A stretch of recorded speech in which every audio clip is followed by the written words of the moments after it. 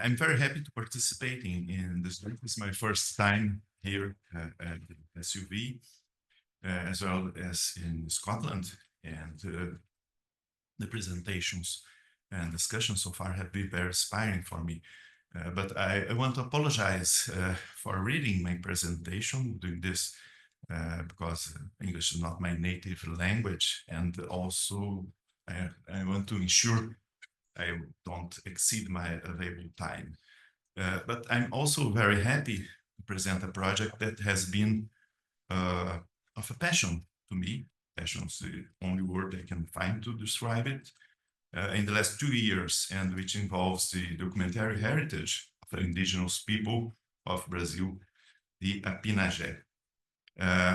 Historical archives should not be seen, as you know and agree with me, probably, as something given, finished, and deposited in a custody institution, as something that, after being organized, simply remains there waiting for the users. Furthermore, archives are not only related to the past, they can also impact the present and transform the future. Please see my presentation today as an example of this traditional saying. More than fixed points, in a long chain of production, accumulation, preservation, and publicization, the records in an archive can be linked to a complex and often unexpected chain of social interactions. Today, I am to illustrate this concept by briefly reconstructing a sequence of events that unfolded and is still unfolding through unexpected and unanticipated paths and led to a significant impact felt not only by my institution, but also by the Apinajé. The archive I will talk about is the deposited Center for Research and Documentation of Contemporary Brazilian History, which is the School of Social Sciences as well. It was created in 1973 at the Getulio Vargas Foundation, FGV, which is a private non-profit institution created in Brazil in 1944, very well known, and dedicated to research and higher education. CEPEDOC, short for the School of Social Sciences, as its full name suggests, originally included research and documentation, and added teaching as well in 2003. But these three dimensions, research, documentation, and teaching, are very much interrelated in the daily life of the institution, not separate entities. We have around 240 personal archives focused on Brazilian political history over the last 100 years, including, among others, personal archives from 6 former presidents of Brazil and a large part of the political elite of that period. And in addition to this traditional collection, in recent years, we have also begun to receive personal archives from Brazilian social scientists, anthropologists, sociologists, political scientists. And these archives often contain important empirical material on their research topics. So CEPEDOC was also pioneer in Brazil in creating an oral history program, 1975, which has since produced over 2,200 interviews and around 8,000 hours of recording. I interviewed at the end of 2021 a brilliant Brazilian anthropologist, Roberto da Mata. Then he was 85 years old and already retired. It was an interview for the project Memory of Social Sciences in Brazil, which I have coordinated since 2007, still functioning. And the project records the careers of influential Brazilian social scientists. This documentary collection already includes interviews with about 120 social scientists, reaching more than 300 hours of audiovisual recordings. And as an unexpected result of those interviews, it has become common for the interviewees to donate their personal archives to CEPEDOC. So after Damata's interview, I asked him for the donation of his personal archive, which happened in February 2022. His archive included many, many photographs that he took from his field, research periods in the 1960s among the Apinajé. This was part of the empirical material for his doctoral dissertation presented at Harvard University in 1970. We found at his house approximately 3,000 photos that portray individuals, places, and rituals of the Apinajé people. The archive also includes dozens, almost 100 cassette recordings and at least a Super 8 film recording live scenes in the village. And as far as we know, the only moving image of the Apinajé of that period. Well, the Apinajé, indigenous people who traditionally live in a region in the interior of Brazil, between the Araguaia and Tocantins rivers, with the current population estimated at approximately 3,000 individuals. Records of the first contact between the Apinajé and the non-indigenous people, they date back to mid-17th century. They suffered after that a significant depopulation, which became more pronounced at the second half of the 20th century, mainly after their lands were cut by large highways and the region was invaded by migrants and illegal occupants. Even with the demographic recovery that has occurred in recent decades, the current population of the Apinajé is probably smaller than before the first contact. After much struggle, the Apinajé managed to have part of their original lands recognized and demarcated by the Brazilian state in 1985, although this process is still incomplete. Well, after receiving the Roberto Amata archive and the voluminous material on the Apinajé included it, difficulty immediately arose in organizing it.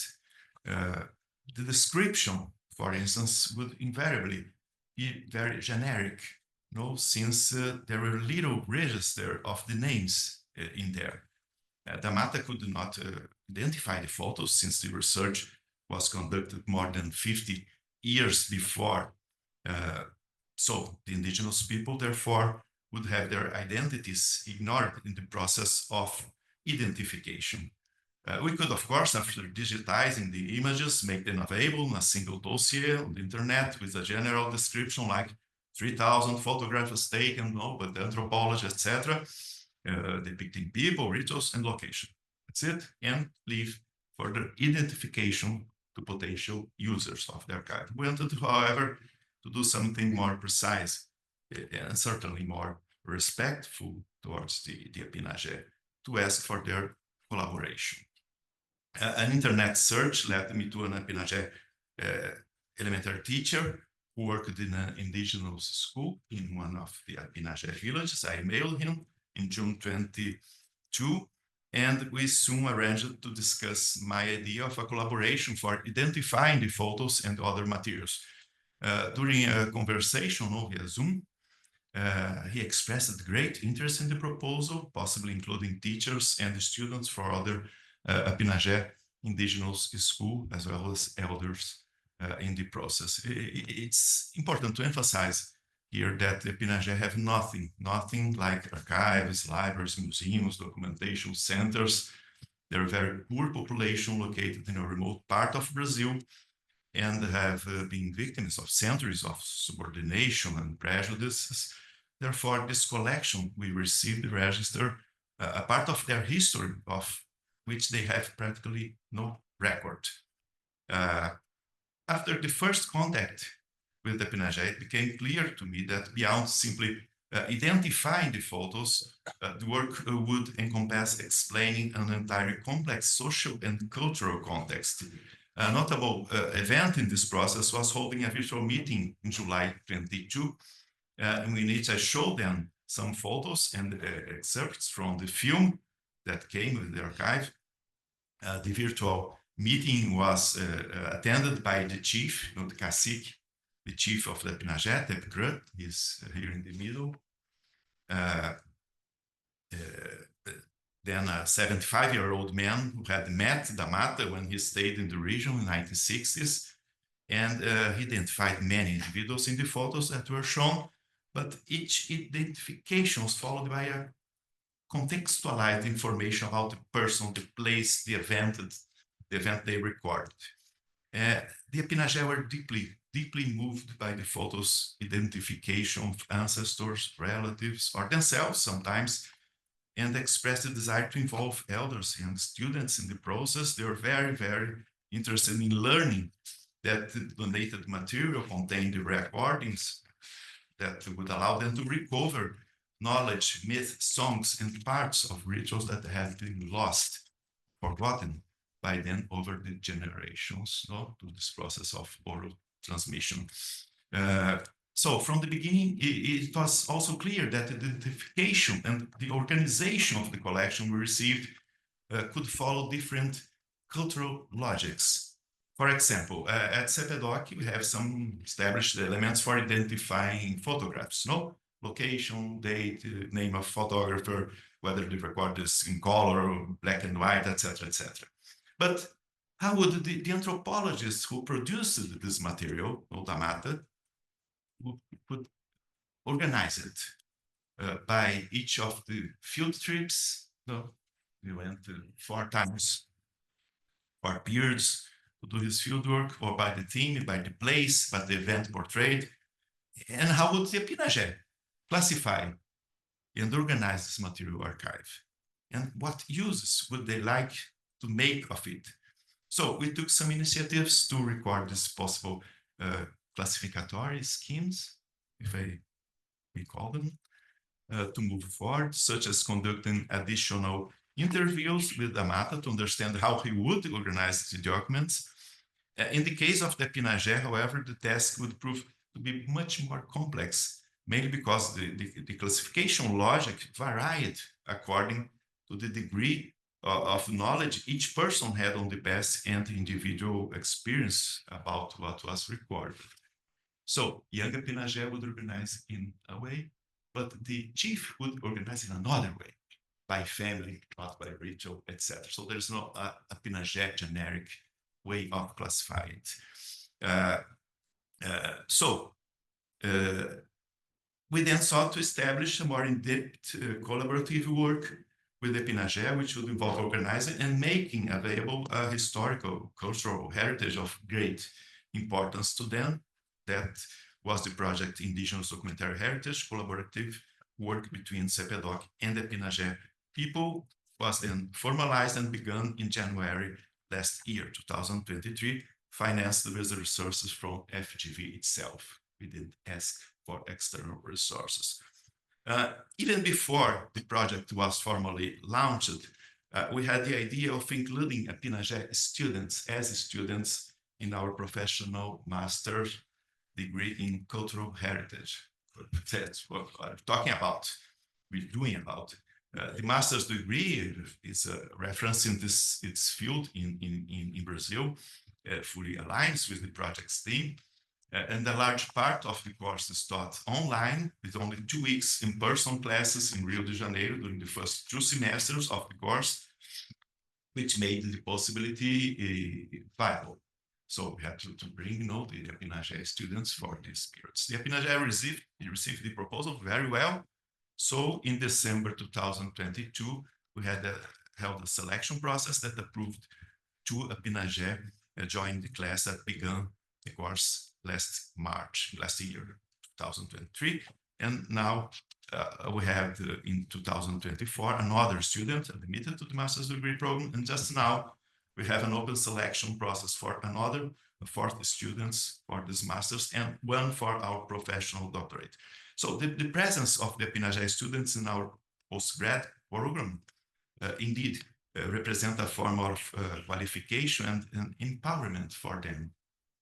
We're still victims of a lot of prejudice, particularly in the region where they live. But it was also a novelty for our postgraduate program to have the first indigenous students and a learning opportunity for us. In addition, we asked those first students to offer a course for our students, both undergraduate and graduate students, on Apinajé language, culture, and society, which happened the second semester last year, and it was a fantastic experience. So in March, we welcomed our two first Apinajé students to Rio and organized a meeting between them and Damata. They thought Damata had died. So it was a surprise. And this meeting, which was historic and emotional in many years, they're watching the film he did, and she just recognized her grandmother.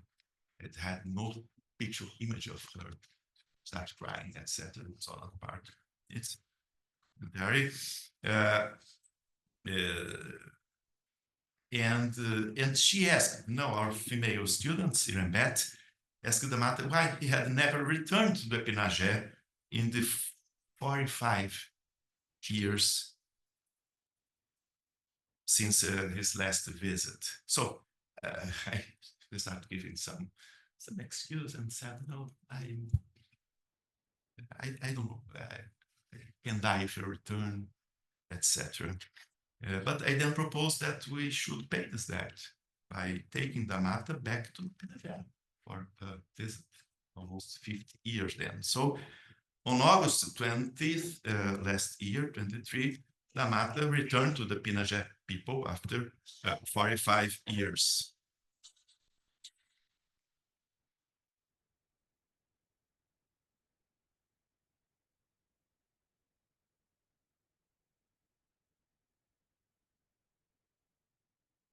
We went through special days with Apinajé, with many rituals, meetings, and reunions, but above all, a lot of emotion on the part of everyone involved.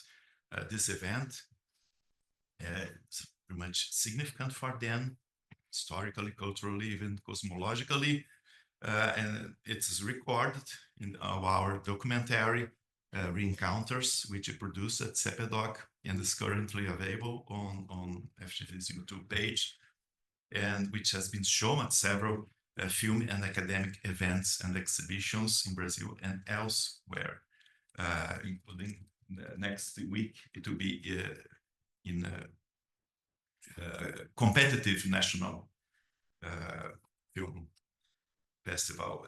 One of the directors of documentation is Irembet, our student.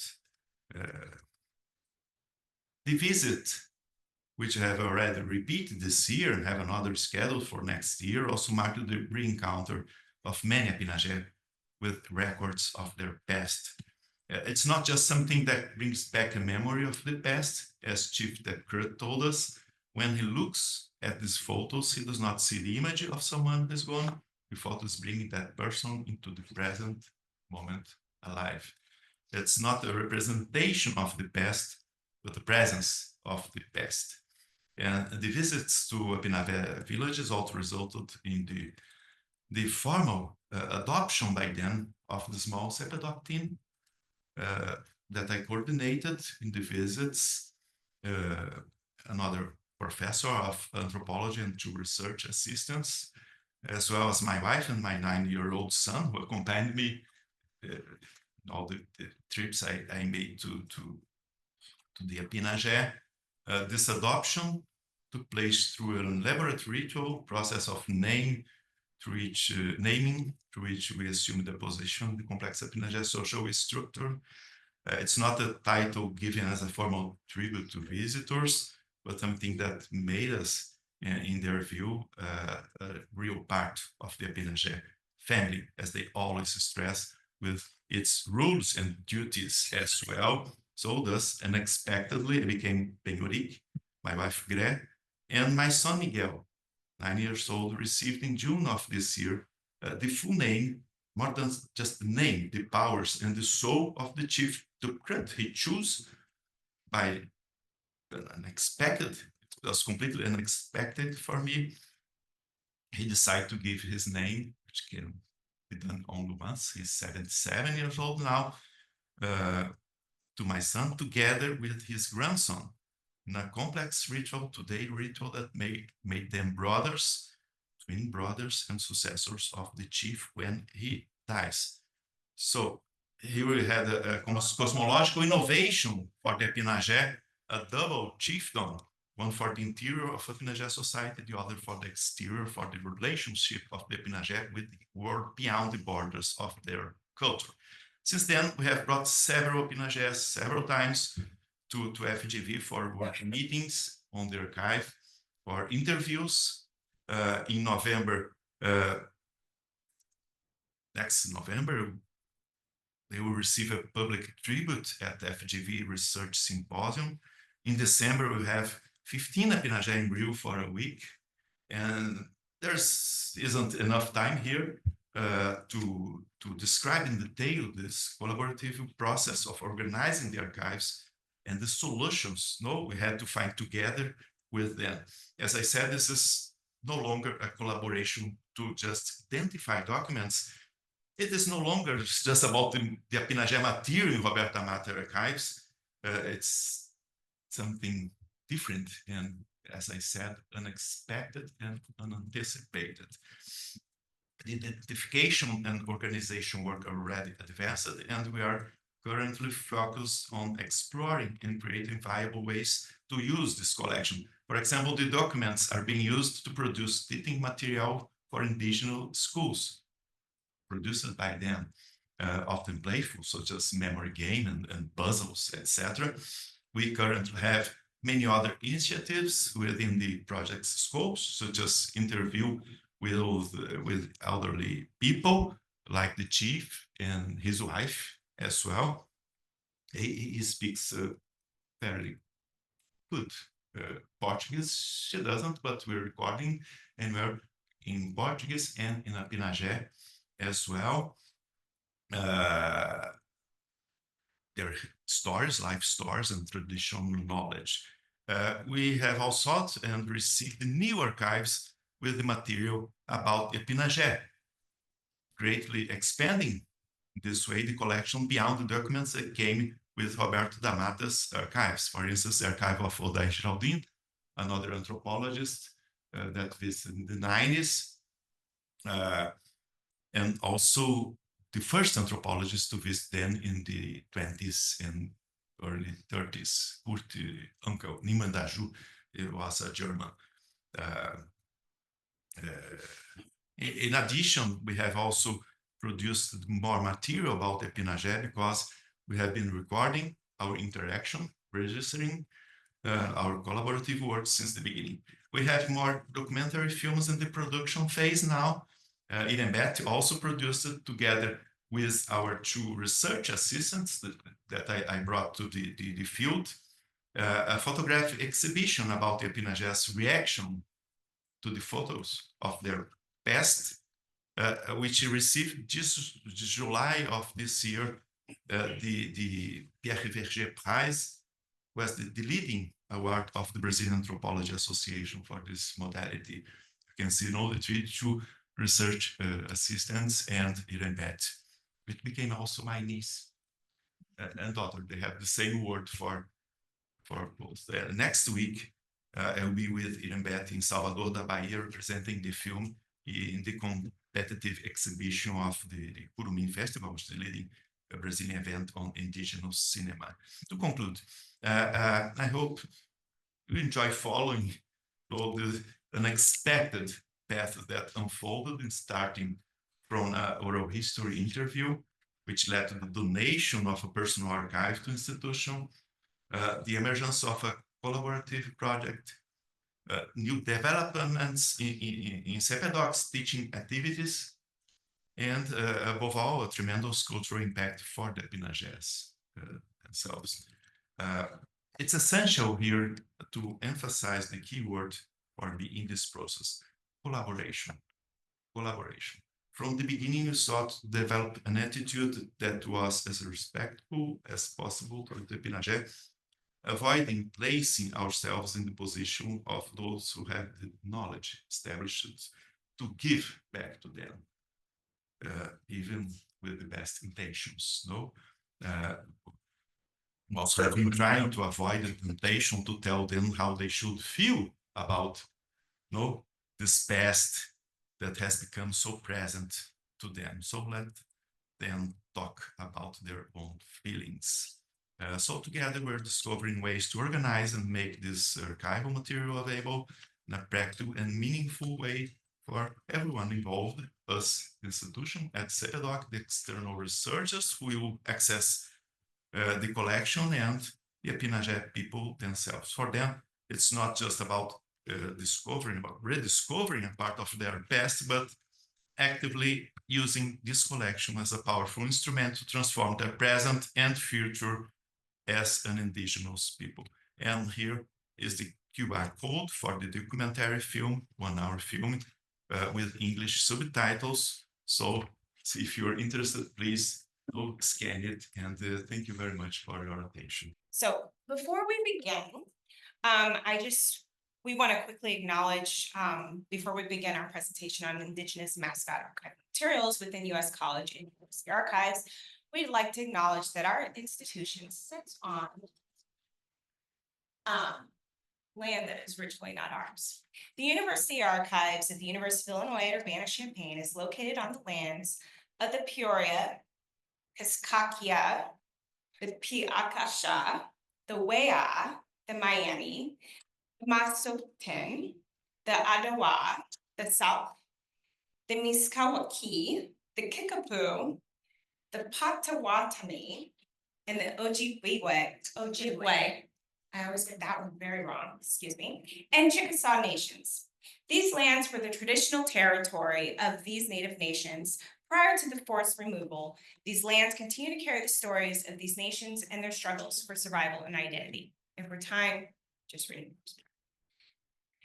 The United States has a devoted fan culture surrounding sport, which is prominently tied to college and university teams.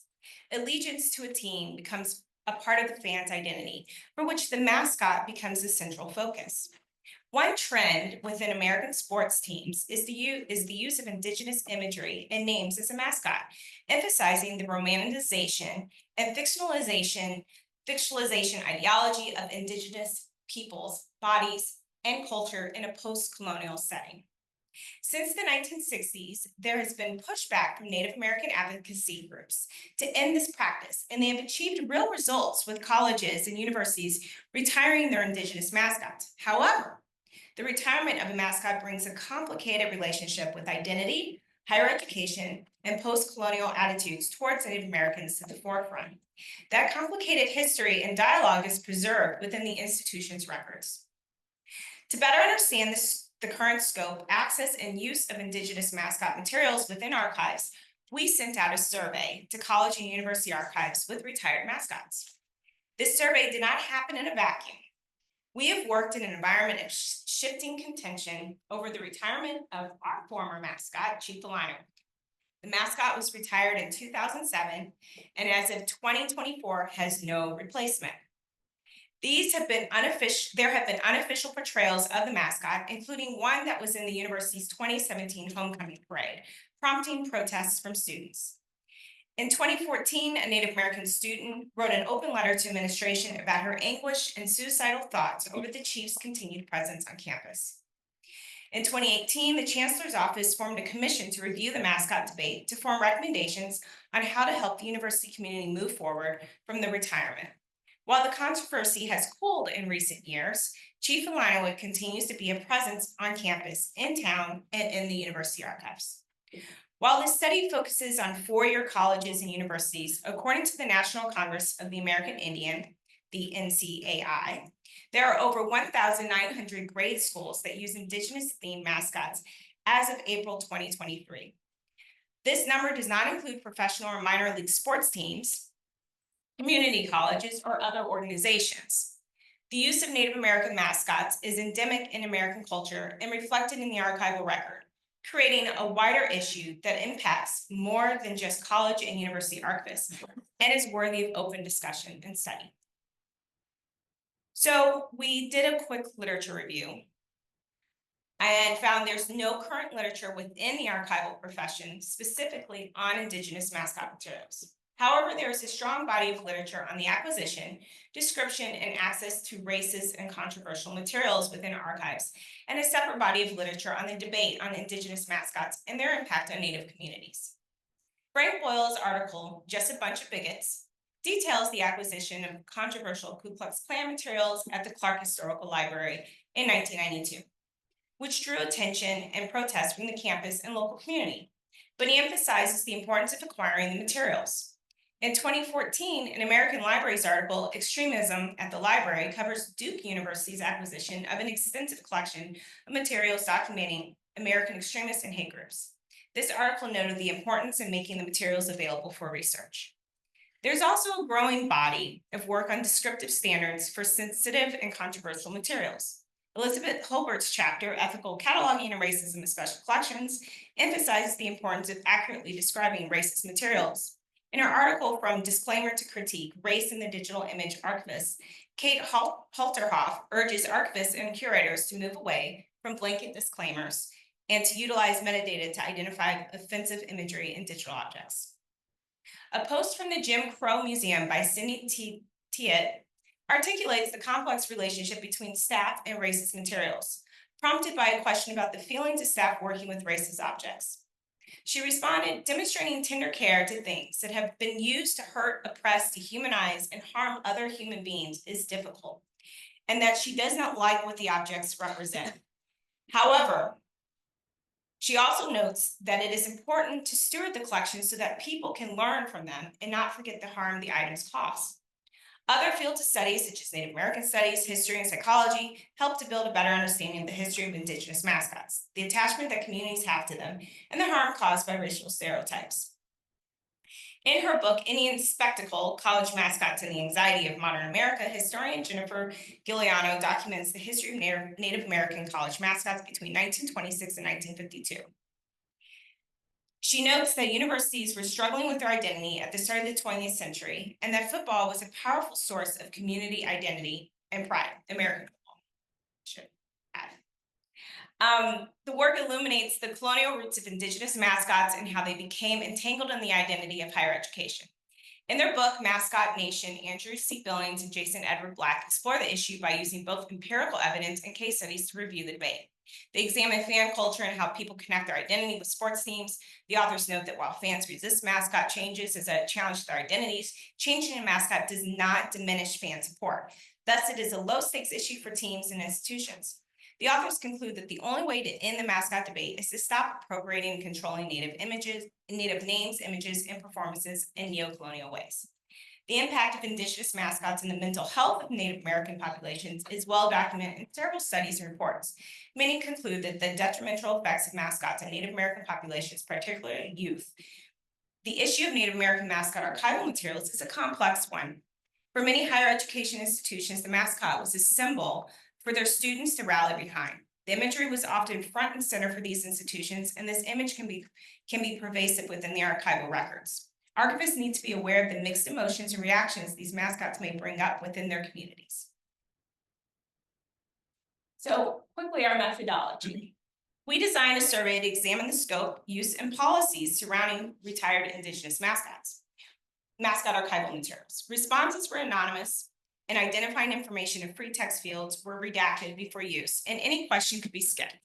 The email instructed participants that only one survey should be submitted per institution. We chose to survey four-year colleges and universities within the United States, both public and private, with retired Indigenous mascots. Utilizing compiled listings of colleges and universities with retired mascots, we identified 58 four-year colleges and universities to contact, including our home institution.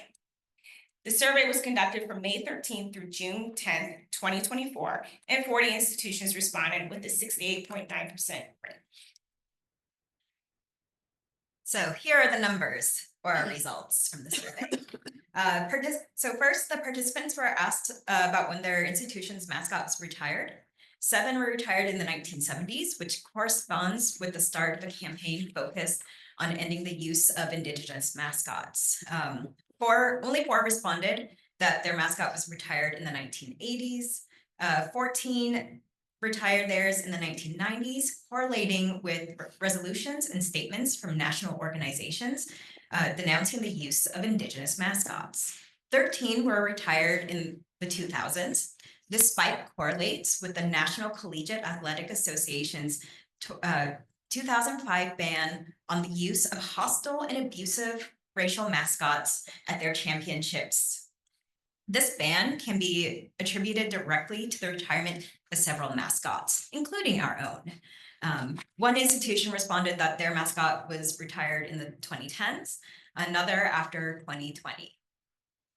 We asked participants about the kinds of archival materials their repositories held related to the mascot.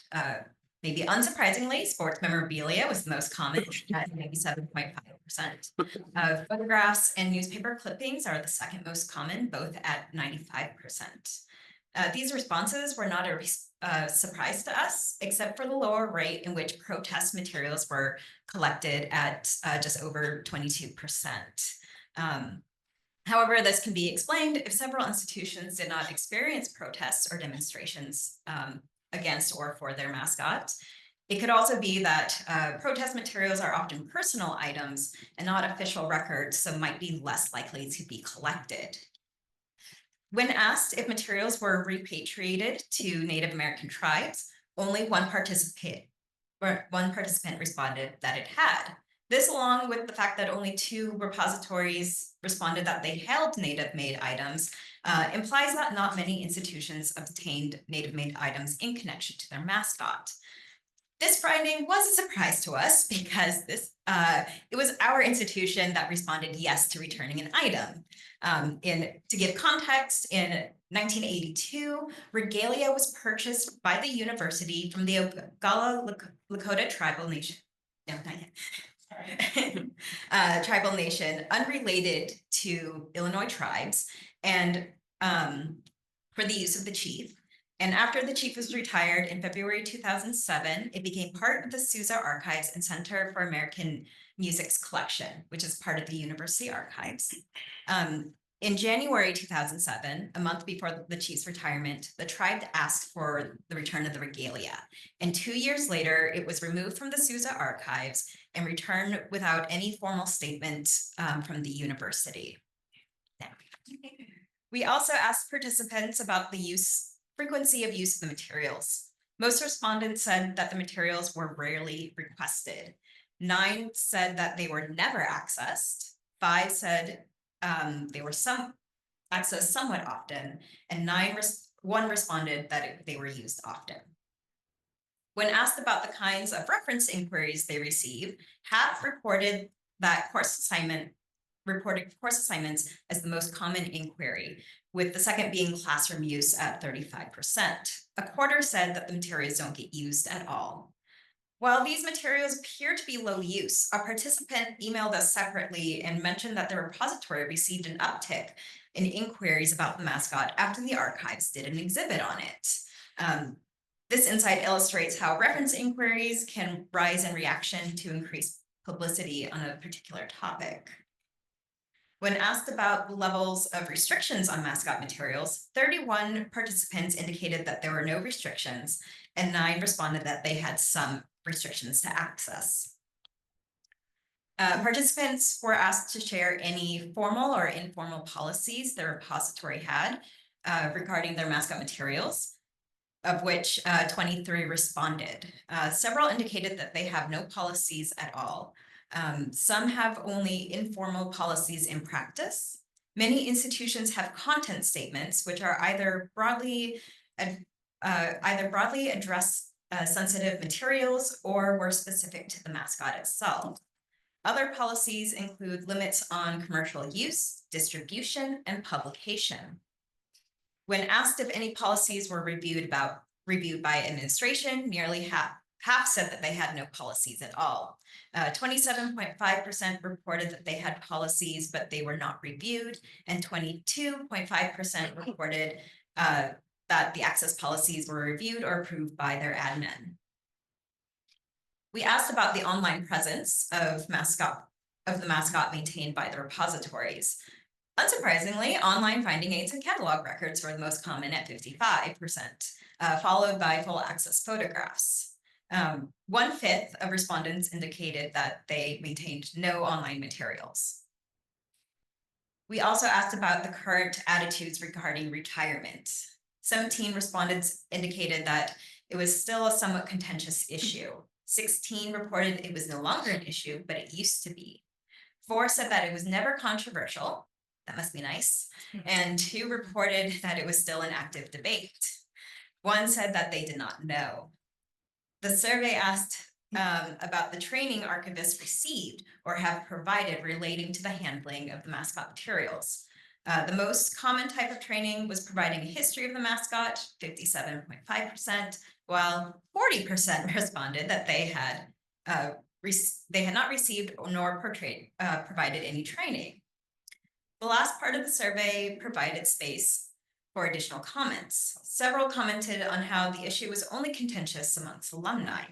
1 respondent said that at their previous institution, there were regular laments from visiting alumni and current students who yearned for the former mascot. A few participants noted their lack of mascot materials within their repository.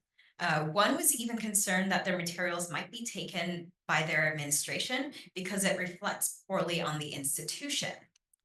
Many noted that they had no current policy for mascot materials, but that the survey made them reconsider. So the findings from this survey show that archivists are thinking about their mascot materials, but perhaps not putting out cohesive training or policies to guide themselves or staff. Low usage of the materials and cooled attitudes on the topic may leave archivists complacent. However, it is important for archivists to be prepared to handle these controversial and potentially harmful materials. Even if current use is low, renewed interest can arise with exhibitions, publications, or other events. Archivists should not be caught off guard if asked about the mascot and related records. Part of being prepared is understanding the history of the mascot's origin and its retirement, including former or current debates around it and any statements made by the institution, either reconciling harm or blaming the retirement on outside forces, like a ban on championship games. While mascot retirements do not seem to be a hot issue on campuses, most survey responses show that there was controversy, and some may still have strong feelings about the topic. Because of this, understanding the emotional climate around the retirement, past and present, is key in training archive staff. This can help prepare them for potential emotional reactions and how to handle them professionally. It's also important to recognize that working with these materials or any racist materials can be a burden on the archivist's well-being, particularly those who are part of Native communities. While many archives do not have a large staff where the work can be spread out, validating a colleague's or your own feelings can help in processing this emotional labor. Archivists should also not feel obligated to share their opinions if a researcher tries to draw out their views on the issue. Staff should be well informed on any policies, including policies on handling controversial or culturally sensitive materials, any restrictions on duplication and use, and identifying anything that may be vulnerable to vandalism or theft. Developing a user form for accessing or using these materials may be helpful for a repository to outline all of its policies in one place and provide researchers with clear parameters on use, or at least developing an internal document for staff reference. Partnering with library or campus administration can also help bring clarity to archivists on how the institution wants to handle the distribution and use of the materials. While access to records should never be discouraged, the institution might have concerns about the commercial distribution of the imagery, and archivists should be on the same page. However, this kind of partnership is contingent on the relationship with administration, as demonstrated by one of our respondents.